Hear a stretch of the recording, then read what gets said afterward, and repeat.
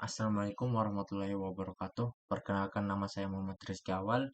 NIM saya 2202095021115. Kelas saya dari PT IKF Universitas Negeri Makassar angkatan 22. Baik, kali ini saya akan mempresentasikan materi tentang arsitektur dan protokol komunikasi atau TCP/IP dengan mata kuliah komunikasi data. Baik, kita masuk ke materinya, yaitu arsitektur dan protokol. Arsitektur dan protokol adalah cara yang digunakan oleh sistem dan jaringan komputer untuk saling berinteraksi dan bertukar informasi. Dua arsitektur dan protokol komunikasi utama yang digunakan pada jaringan komputer adalah TCP/IP dan OSI layer. Arsitektur dan protokol adalah dua konsep penting dalam jaringan komputer. Arsitektur jaringan komputer mengacu pada cara komputer dan perangkat lain di jaringan saling berkomunikasi. Sedangkan protokol komunikasi adalah seperangkat aturan dan prosedur yang menentukan bagaimana data dikirim dan diterima antar perangkat. Dalam artikel ini, saya akan membahas arsitektur dan protokol komunikasi TCP/IP dan OSI layer dan memberikan perbandingan antara kedua model tersebut. Baik, TCP/IP. Apa sih TCP/IP itu? Nah, TCP/IP adalah singkatan dari Transmission Control atau protokol internet. Arsitektur dan protokol ini terdiri dari 4 layer utama, yaitu layer jaringan atau biasa disebut network, yang kedua layer transport atau biasa disebut transport, yang ketiga layer aplikasi atau biasa disebut application, dan layer antarmuka jaringan atau network interface. Arsitektur TCP/IP adalah arsitektur terbuka yang digunakan di seluruh dunia dan biasanya digunakan pada jaringan internet.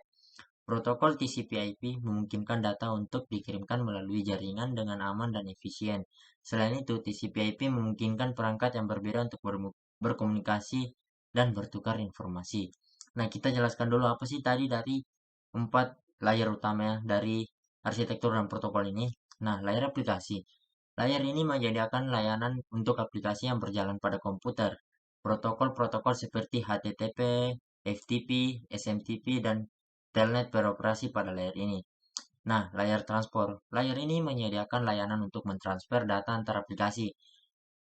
Protokol yang umum digunakan pada layar ini adalah TCP dan UDP. Nah, yang ketiga ada layar internet. Layar ini bertanggung jawab untuk mengirimkan paket data antara host yang berbeda di jaringan. Protokol yang umum digunakan pada layar ini adalah IP. Nah, yang keempat ada layar jaringan. Layar ini berfungsi untuk mengirimkan paket data melalui media fisik seperti kabel, wireless, dan sebagainya. Protokol yang digunakan pada layar ini antara lain Ethernet, Token Ring, dan FDDI. Nah, TCP. Protokol komunikasi dalam arsitektur TCP/IP meliputi TCP atau kepanjangannya Transmission Control Protocol. Protokol ini digunakan untuk mengontrol transmisi data antar aplikasi. Yang kedua ada UDP atau biasa disebut User Datagram Protocol. Protokol ini digunakan untuk mengirimkan pesan-pesan singkat tanpa pengiriman ulang atau retransmission yang dijamin. Yang ketiga ada IP, Internet Protocol. Nah, protokol ini bertanggung jawab untuk mengirimkan paket data antara host yang berbeda.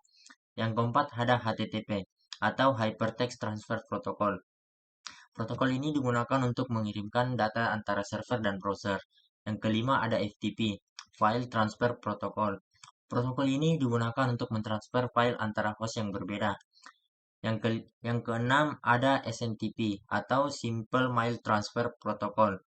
Protokol ini digunakan untuk mentransfer email antara host yang berbeda.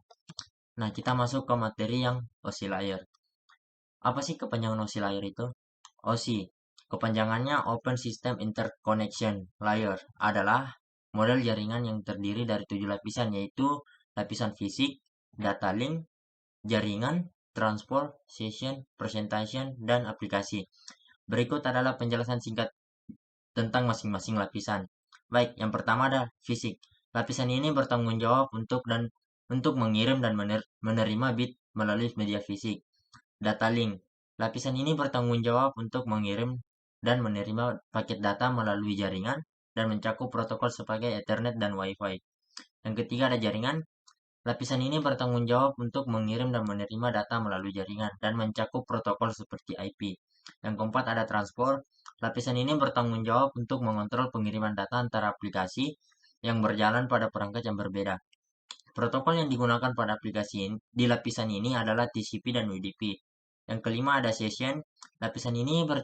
Session ini di lapisan ini bertanggung jawab untuk menjaga koneksi antara aplikasi pada perangkat yang berbeda. Yang keenam ada presentation.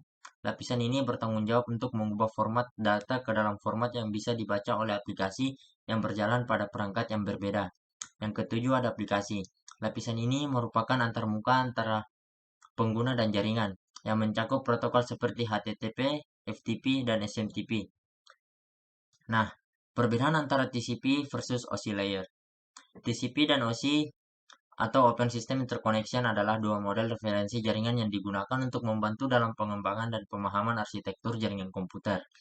Meskipun keduanya mencakup beberapa konsep yang serupa, namun ada beberapa perbedaan antara TCP/IP dan OSI layer, di antaranya yaitu pertama, struktur layer, yang kedua, tingkat detail, yang ketiga, posisi, yang keempat, konsep, yang kelima, penggunaan, dan yang terakhir atau yang keenam, keterkaitan.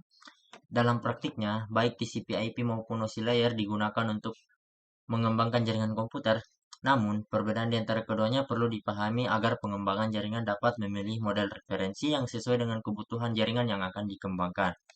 Nah, sekian dari yang bisa saya presentasikan, mohon dan kurangnya dimaafkan. Sekian dan terima kasih. Wassalamualaikum warahmatullahi wabarakatuh.